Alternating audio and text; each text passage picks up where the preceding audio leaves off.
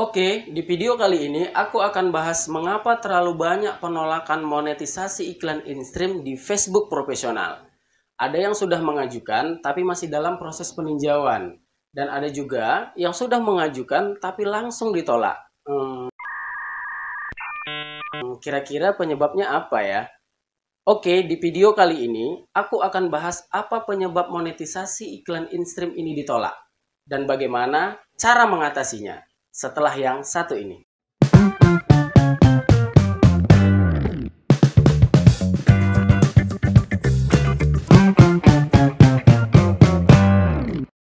Baik, ada beberapa faktor penyebab mengapa pengajuan monetisasi iklan in-stream di Facebook profesional ini ditolak. Contohnya seperti ini.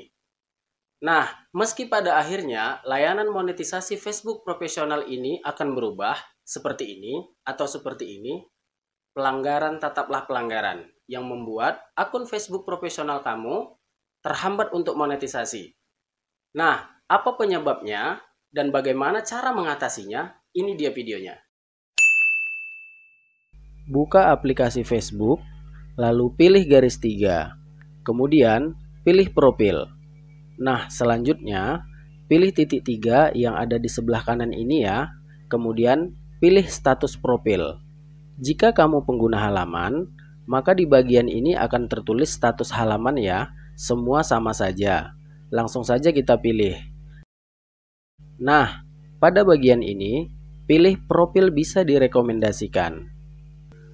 Nah, kalian bisa lihat sendiri ya, ada pelanggaran dari konten yang kita upload. Di sini tertulis halaman memiliki konten yang dilaporkan. Jika sudah seperti ini, langsung saja kita hapus ya teman-teman. Karena jika ini dibiarkan, dampaknya bisa fatal ya. Dampaknya bisa terkena pada profil, halaman, dan grup yang kita kelola. Bahkan akun kamu bisa dibatasi, bahkan dihapus.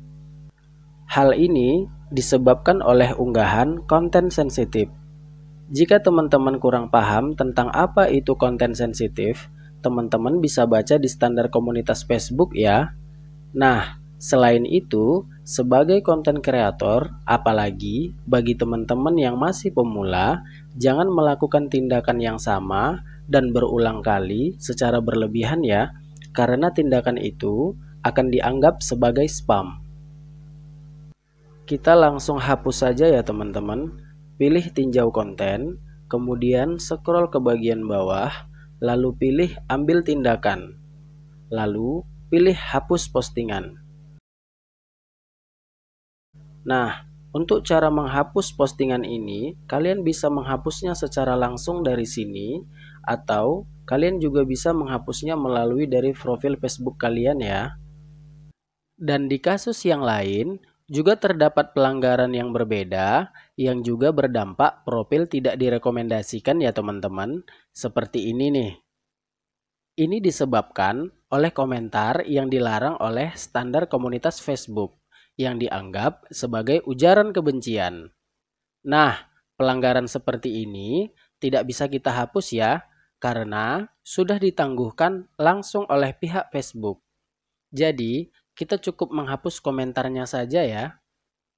Intinya, lebih hati-hati lagi dalam mengupload konten dan berinteraksi ya, agar tidak terjadi pelanggaran. Dan usahakan sesering mungkin untuk melakukan cek status halaman atau profil ini ya teman-teman, agar jika ada peringatan atau pelanggaran, kita langsung sigap mengambil tindakan untuk menghapus peringatan atau pelanggaran tersebut. Buka aplikasi Facebook, lalu pilih garis 3, kemudian pilih bantuan dan dukungan. Nah, selanjutnya pilih kotak masuk dan dukungan. Cara ini sebenarnya adalah cara yang biasa digunakan untuk melihat pelanggaran yang kita lakukan ya.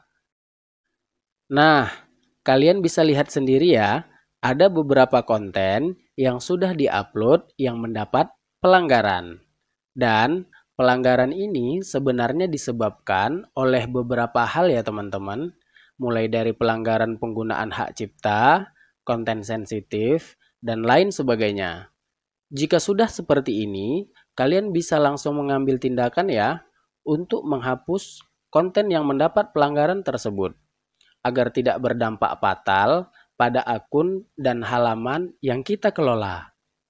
Baik, aku akan kasih satu contoh saja konten yang mendapat pelanggaran ya teman-teman.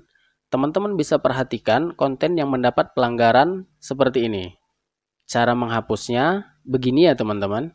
Kita pilih konten yang mendapat pelanggaran tersebut, lalu pilih lihat detail. Kemudian pilih lanjut. Lalu pilih lanjut lagi. Kemudian pada tampilan ini kita pilih lanjut lagi ya. Nah, pada bagian ini teman-teman bisa langsung saja pilih hapus video. Nah, kemudian pilih hapus. Tetapi, jika teman-teman merasa konten yang mendapat pelanggaran ini adalah konten asli milik teman-teman, teman-teman bisa mengajukan sengketa ya. Nah, jika teman-teman mendapat peringatan atau pelanggaran yang terdapat dari kotak masuk dan dukungan ini, apalagi teman-teman memang merasa itu adalah sebuah kesalahan, saran dari aku, teman-teman bisa langsung hapus saja ya konten yang mendapat pelanggaran tersebut. Dan cara menghapusnya, teman-teman bisa langsung menghapusnya melalui kotak masuk dan dukungan ini, atau teman-teman juga bisa menghapus konten tersebut dari profil Facebook teman-teman ya.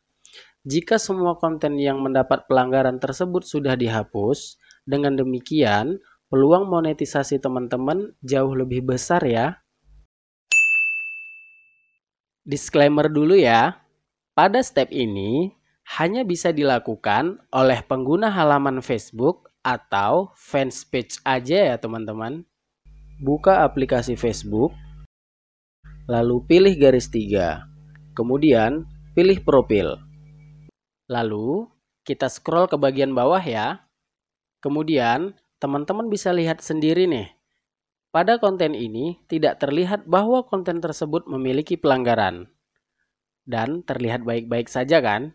Nah, tapi tidak sampai di situ ya. Kita akan cek konten yang sama di aplikasi Business Suite ya teman-teman. Buka aplikasi Business Suite. Nah, pastikan teman-teman sudah login halaman Facebook teman-teman di aplikasi ini ya. Oke, jika sudah, pilih konten. Lalu, kita cari konten yang sama seperti yang tadi ya. Nah, teman-teman bisa lihat sendiri ya, konten yang tidak memiliki pelanggaran di aplikasi Facebook tadi ternyata terbaca memiliki pelanggaran di aplikasi Business Suite ini ya. Nah, jika sudah seperti ini, teman-teman bisa langsung ambil tindakan ya untuk menghapus kontennya langsung dari aplikasi ini. Baik, saran aku bagi teman-teman pengguna halaman Facebook atau fanspage, sebaiknya teman-teman juga harus menggunakan aplikasi Business Suite ini ya. Karena halaman Facebook itu sangat sensitif. Jadi harus sering-sering melakukan cek pelanggaran di aplikasi ini ya. Aplikasi ini juga berasal dari pihak Meta loh. Bisa langsung teman-teman download di aplikasi Play Store atau App Store ya. Nah, itu dia tadi videonya. Saran dari saya, sebelum teman-teman mengupload konten, teman-teman harus pahami dulu, harus baca dulu standar komunitas Facebook agar teman-teman bisa lebih hati-hati lagi dalam mengupload konten. Nah, jika teman-teman merasa konten yang teman-teman sudah upload di Facebook profesional itu telah melanggar standar komunitas Facebook, segera hapus ya, dan ganti dengan yang baru.